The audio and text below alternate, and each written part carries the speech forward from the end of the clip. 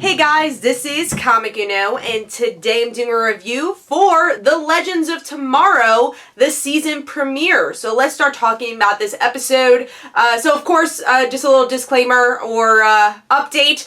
We will have the Legends of Tomorrow podcast this week also. It's going to be a little later than usual. We usually record on Thursday night, but we weren't able to. We wanted to record all together. So we were recording Sunday night, and that is when the episode will be released, and then on social media it'll be released on Monday. But let's start talking about this episode. So we get to see the Time Masters aren't really a thing anymore. So it's our crew traveling time, trying to figure out time, and something goes wrong when they try to kind of stop the atomic bomb and find Albert Einstein.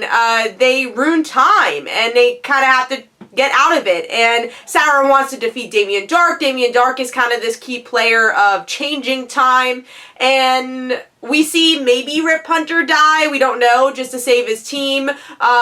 We see actually Heatwave save the day and try to find his team members again because Rip Hunter sends them into another time period.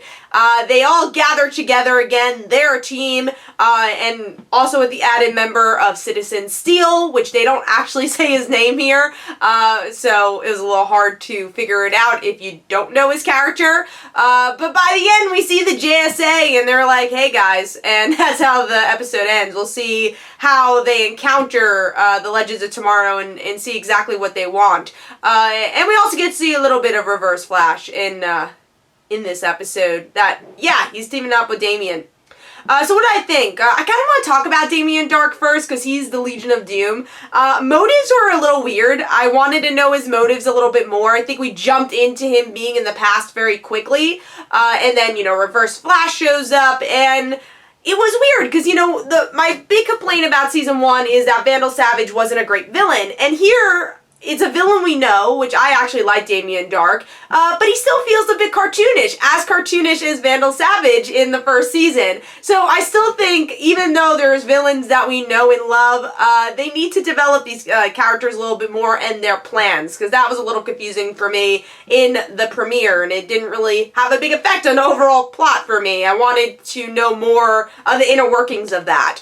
Character moments, though, I think were the shining moments, as always, in this show. Even if the plot's not as strong in Legends of Tomorrow, the character moments are pretty strong. And the MVP kind of goes to Sarah for me in this episode. I love Sarah. I mean, she was badass in this episode, but she also, she had her humor, and she's also dealing with the grief of Laurel. And I thought that was very powerful of what exactly she's doing as a character right now, why she wants to go against Damien Darhk, and kind of connecting that story. Also fun moments between Professor Stein and Albert Einstein. That was a lot of fun, just him geeking out, even if Jax wasn't in the episode as much as I wanted to. Hopefully in the future episodes he'll have somewhat of a part, but I like they explain why he's always on the Wave Rider, and off screen is because he's learning more about the Wave Rider, but still would like to see more on-screen stuff from Jax. Heatwave also was a lot of fun because he is starting to become a hero, but he still has that Heatwave personality, and he's really the one who saves the team. And then, of course, Ray being... sorry, I still have a cold. Ray still being the Boy Scout of the team and tattletaling on Sarah. And then Rip, being honorable and respecting his team was a big step up for Rip Hunter. So, if anything, the character moments were very well done here, and that's something I enjoyed. But the rest of the plot and, I guess, settings kind of fall apart in this premiere, which makes it lacking. Like, I was never bored, maybe because I was live tweeting throughout the whole time, but I definitely felt fatigued throughout the premiere because they went to France, they went to New York, they went underwater, they met up with the JSA. There was way too much going on setting-wise that got a little confusing, I felt. And then when the JSA appears, maybe because we knew the JSA was going to appear, wasn't as exciting, and they just kind of pop out of nowhere, like, we're the JSA, let's go. So I kind of wish that was more organic and built up throughout the episode.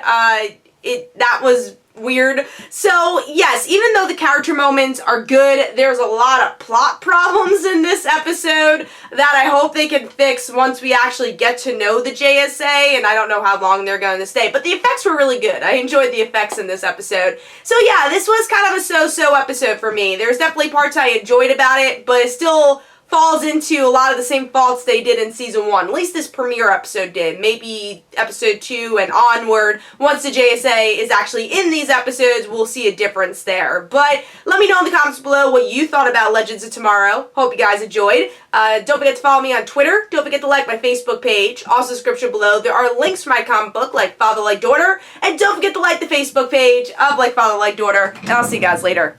Bye.